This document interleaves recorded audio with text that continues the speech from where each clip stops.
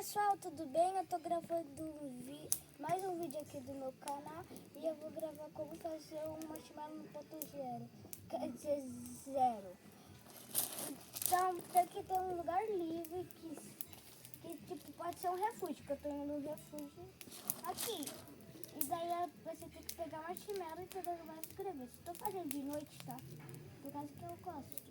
Então, você faz assim com o marshmallow. Pega o marshmallow fine, calma.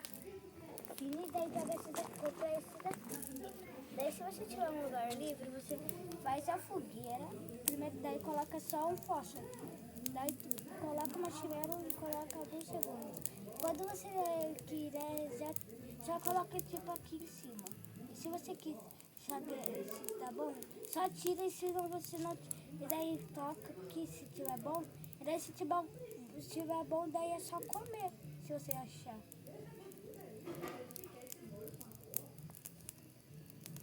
Tchau, gente!